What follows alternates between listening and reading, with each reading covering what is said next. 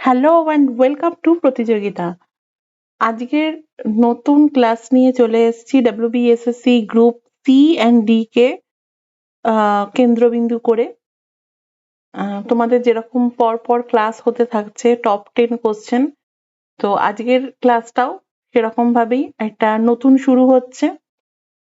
তোমাদের পরীক্ষা কেমন হচ্ছে তোমরা জানিও, মানে পরীক্ষার প্রিপারেশন কেমন হচ্ছে তোমরা জানিও। পরীক্ষা তো প্রায় চলেই এলো, তো শুরু করা যাক।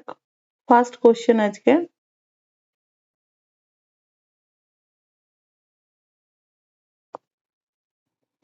এনসিআর নিচের কোন রাজ্যের অংশ অন্তর্ভুক্ত করে না? তো এনসিআর হলো ভারতের যে দিল্লিকে কেন্দ্র করে, আমরা জানি দিল্লি এনসিআর বলা হয়, তো দিল্লিকে কেন্দ্র করে গঠন করা হয়। হ্যাঁ, তো NCR design to manage rapid urbanization. আর এনসিআর এর পার্ট হচ্ছে দিল্লি, হরিয়ানা, ইউপি, রাজস্থান। তো এখানে তোমাদের অ্যান্সারটা কোথায় তোমরা সেটা নিশ্চয়ই বুঝতে পারছো যে পাঞ্জাব এর মধ্যে অন্তর্ভুক্ত হচ্ছে না, কারণ এনসিআর এর মধ্যে দিল্লি, হরিয়ানা, রাজস্থান, ইউপি সেগুলো পড়ে। তো নেক্সট কোশ্চেনের দিকে চলে যাই। নিচের রাজ্যগুলির মধ্যে আয়তনে ক্ষুদ্রতম কোনটি, আর কি কোন রাজ্যটি? তো এটার অ্যান্সার হচ্ছে উত্তরাখণ্ড। তোমরা দরকার হলে মানে এটা দেখতে পারো, মানে কোন রাজ্যটি তোমরা বইতে পেয়ে যাবে ডাটা। নেক্সট কোশ্চেন, অলকানন্দা ও ভাগীরথী নদীর মিলনস্থল নিচের কোনটি? এই কোশ্চেনটা তোমাদের আগে করিয়েছি, মানে এই কোশ্চেন হিসেবে নয়, ইনফরমেশন দিয়েছিলাম। তো এটা হচ্ছে দেবপ্রয়াগ, অপশন ডি। বদ্রীনাথ মন্দিরটি কোন নদীর তীরে অবস্থিত? এটা হচ্ছে অলকানন্দা। এই যে এর আগের কোশ্চেনটা করালাম, অলকানন্দা অ্যান্ড ভাগীরথী, দেবপ্রয়াগ। আবার এখানে হচ্ছে অলকানন্দার ধারে, মানে অলকানন্দার ধারে বদ্রীনাথ যে মন্দিরটা সেটা অবস্থিত, অলকানন্দা নদীর ধারে আর কি। তাওয়া নদীটি কোন নদীর উপনদী? এটা হচ্ছে নর্মদা। আর তাওয়া যে নদীটি আছে না, এটা হচ্ছে নর্মদার সব থেকে লংগেস্ট ট্রিবিউটারি। লংগেস্ট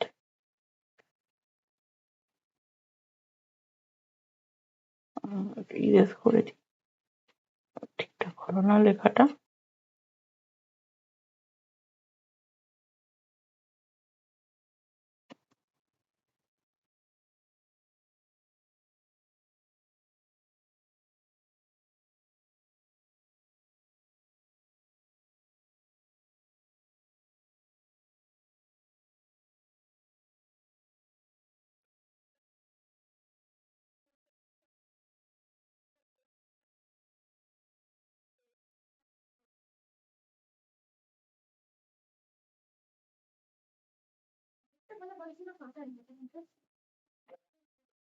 এটা হচ্ছে লংগেস্ট ট্রিবিউটারি। তো এইরকম যেরকম, মানে এই যে লংগেস্ট ট্রিবিউটারি বা প্রত্যেকটা নদীর কি ট্রিবিউটারি আছে, উপনদী আছে, এগুলো মনে রাখার চেষ্টা করতে হবে তোমাদের, চেষ্টা না করতেই হবে।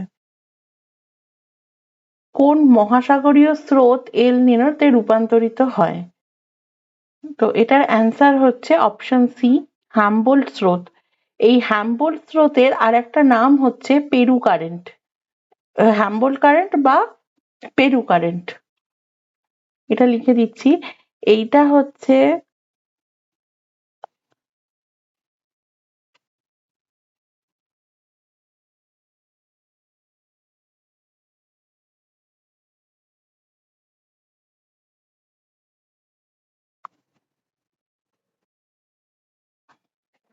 Peru current. আর এটা হচ্ছে cold and low saline ocean current, এটা মাথায় রাখবে। হ্যাম্বোল্ট স্রোত, স্রোত বা হ্যাম্বোল্ড কারেন্ট অর পেরু কারেন্ট। আর মানে আমি এটা হ্যাম্বোল্ড বললাম, ওই পরীক্ষায় হয়তো পেরু কারেন্ট দিল, তো তাই জন্য আমি বলে দিলাম আরেকটা নাম। নেক্সট কোশ্চেন, নিচের কোন নদীটি একটি সুপার ইম্পোজড নদী বা অধ্যারোপিত নদী? উদাহরণ। তো এইটার অ্যান্সার হবে চম্বল।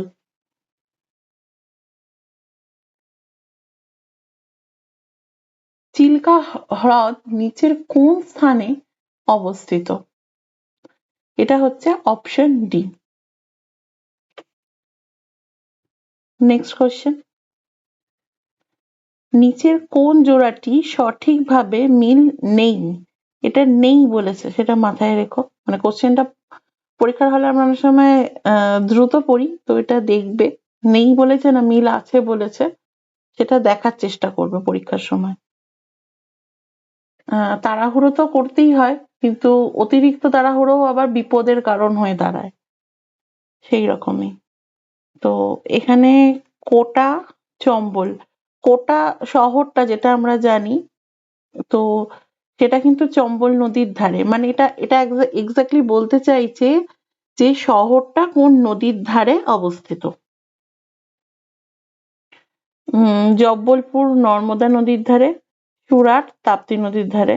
তার মানে এটা ইজিলি বোঝা যাচ্ছে ভুবনেশ্বর গোদাবরী নদীর ধারে নয়। তো এটাই অ্যান্সার হবে, ভুবনেশ্বর গোদাবরী নদীর ধারে নয় যখন, তো ভুবনেশ্বর কোন নদীর ধারে?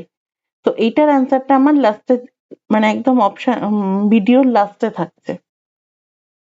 নেক্সট কোশ্চেন, তুষারাবৃত ঘেরা হ্রদ তুষারাবৃত ঘেপান হ্রদ কোথায় অবস্থিত? এটা হচ্ছে হিমাচল প্রদেশ। এই হ্রদের একটা করে লেকের লিস্ট হয়, তো এই লিস্ট গুলো তোমরা ভালো করে মানে পড়েছো তো বটেই, আরেকবার করে রিভিশন দাও। কোন কোন শহর, এইটা যেমন কোশ্চেনটা ছিল কোন শহর কোন নদীর ধারে, তো এইটা হয়তো তোমাদেরকে দেওয়া হলো ভুবনেশ্বর গোদাবরী নদীর ধারে নয়। হ্যাঁ, তো ভুবনেশ্বর আমরা জানি, যেটা তোমাদের বললাম যে ভিডিওর লাস্টে দেব, ভুবনেশ্বর মহানদী নদীর ধারে। তার মানে এটা গোদাবরীটা কাটা হবে, কেটে হবে মহানদী।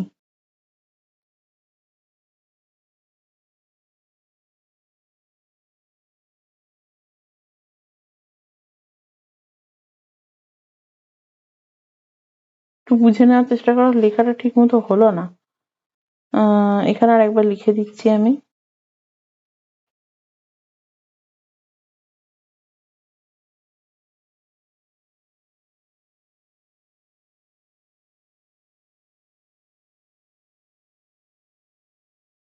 গোদাবরী এই ভুবনেশ্বর মহানদী নদীর ধারে অবস্থিত।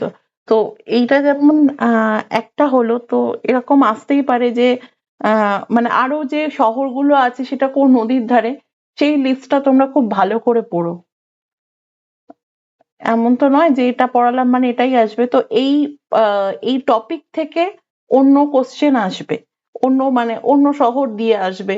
এটাই হতে পারে যে এরম কোশ্চেন এলো যে সুরাট কোন নদীর ধারে, জব্বলপুর বা কোন নদীর ধারে। তো এরকম কোশ্চেন আসতেই পারে। তো তোমরা এইটা মানে এই টপিকটা ভালো করে পড়ো। আজকে বেশি কোশ্চেন জিওগ্রাফির ওপর ছিল। তো তোমরা ভালো করে পড়তে থাকো, আর কমেন্টে জানাও ক্লাসেস গুলো কেমন লাগছে। Thank you.